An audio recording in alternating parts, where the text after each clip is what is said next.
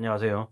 문재인 정부 기간에 경험 없는 젊은이들을 투입군들이 조작하고 집값이 오른다라는 뽐뿌질 해가지고 패닉 바잉하게 만들었죠. 그랬던 일들이, 그랬던 일들이 윤석열 정부 기간에도 없을까요? 또 있겠죠.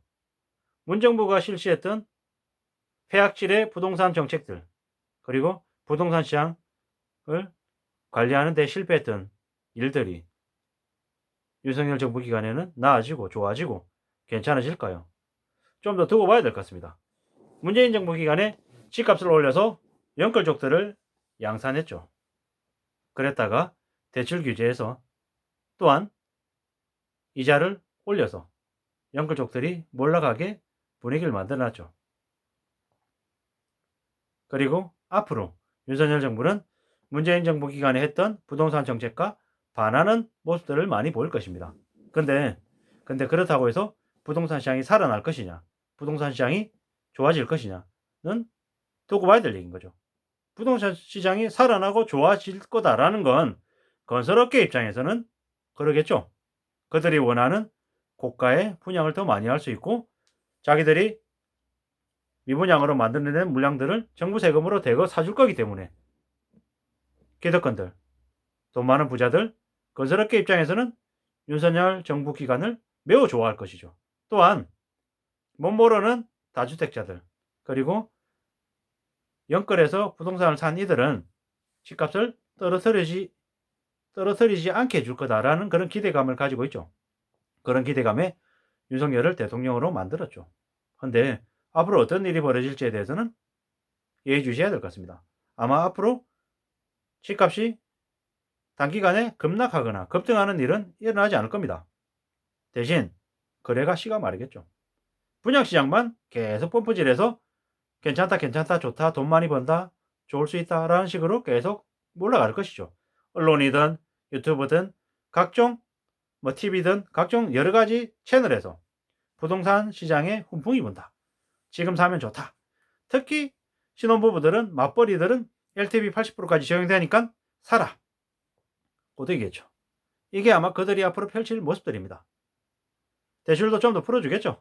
근데 DSR 시대이기 때문에 마냥 대출을 풀어줄 수도 없죠. 겉으로는 부동산 시장을 좋게 해준다라고 얘기하지만 서민들한테 좋게 해주는 게 아니라 건설업체들, 기득권들한테 좋게 해주는 위주로 정책은 펼칠 거라는 거죠. 그렇게 되면 못 모르는 20대, 30대들만 또 걸려드는 거죠. 그들만 뒤집어 쓰고 빚내고 수십 년을 담보로 해서 부동산 따위에 걸려드는 거죠. 주변에서 힘들어한다, 어렵다라고 얘기하는 이들이 터져 나올 것이고 또 한켠에서는 여전히 못 모르고 설치되는 20대, 30대들이 끌려들 것이고 기존 주택의 부동산 거래는 씨가 마를 것이고 이게 뭐지 싶을 정도로 매우 혼란스럽고 혼동스러울 거라는 거죠. 우리는 과거에 이명박 정부 시기를 거쳤습니다. 그 당시에 어땠습니까? 뭐 반값 아파트도 나오고 할인 분양도 있었고 거래는 제대로 안 되고 하우스포 터져 나오고 꽤 많이 힘들었죠. 그게 윤 정부 시기에도 똑같이 일어날 거라는 거죠. 다만 그때보다 지금은 대출 규모가 2배, 3배로 더 늘어났기 때문에 더 심각해질 거라는 거죠. 그 당시에 9억이 든 아파트가 6억으로 내려가서 3억이 떨어져서 은행에서 담보 가치가 떨어진 만큼 일시상환하세요. 5천만 원 내세요. 1억 내세요라는 얘기들 때문에 하우스포들이 사지로 내몰렸죠. 근데 이제는 어떠냐라는 거죠. 이제는 그 수준이 아니라 3억 떨어지는 게 아니라 5억 떨어지고 7억 떨어지면 원금 중에 일부를 상환하라는 게 1억이 아니라 2억이 아니라 3억, 4억 상환하라 그러면 누가 감당할 수 있냐고요. 20대, 30대들이 부모한테 가서 아무리 손을 내민들 그 금액을 받아올 수 있을까요?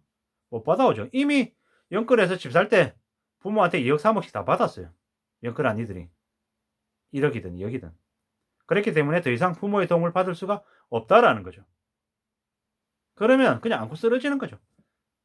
뭐 중금리, 저금리였던 거 중금리로 이제 바꾸고 고금리로 바꾸고 이자 점점 더 부담 더 빡세게 하고 20년 대출 30년, 30년 대출 40년으로 늘리고 그렇게 해도 하다 안 되면 그냥 뺏기는 거죠, 부동산. 부동산 뺏기고 부동산 뺏겨서 경매처분해서 빚잔치하고 빚을 다 털어버리는 게 아니라 남아있는 빚은 또 고스란히 남아있죠. 아파트 10억 주고 샀는데 집값 떨어져서 6억 되면 4억이 날라갔잖아요. 그 10억짜리 사겠다고 대출을 6억 냈다 생각해 보자고요. 집값이 6억으로 내려가면 은행에서는 6억 대출에 대해서 곧바로 2, 3억을 갚으라고 얘기 나오고, 그게 안 갚아지면 그 아파트를 은행이 뺏어가서 경매 치죠. 경매 치면 예를 들어 한 4억 5천에 만약에 낙찰돼서 가져갔다 치자고요. 그러면 1억 5천 남았잖아요. 1억 5천 고스란히 그 원래 아파트를 가지고 있던 대출 냈던 사람에게 1억 5천 그 갚으라고 나옵니다. 안 없어집니다. 그러면 1억 5천은 그대로 갚아야 되는 거예요. 집 뺏겼죠? 집 뺏겼기 때문에 어디론가 이사를 가야 되는데 규모 줄여가지고 어디론가 이사 가서 허덕이며 사는데 이자는 이자대로 또 내야 되고 남은 1억 5천을 또 갚아야 되는. 실제로는 계산을 해보면 10억짜리 집 산다고 6억 자기 돈, 4억 자기 돈 6억 대출이었잖아요. 근데 집값이 10억에서 6억으로 내려가면 4억 날렸죠. 4억 손해. 근데 집 다 뺏겼죠. 왜 못 갚아가지고. 그러면 4억 손해 6억 똑같이 뭐 경매 처분해가지고 또 날리면 1억 5천이 남았다라고 치면 실제로는 빚이 원래 가지고 있던 4억 날리고 1억 5천 손해보고 실제로 5억 5천을 손해보는 셈인 거죠. 근데 그 사이에 이자 냈을 거 아니에요. 이자를 또 얼마 냈을 거 아니에요. 이자를 5천만 원 1억 냈을 거잖아요. 그러면 실제로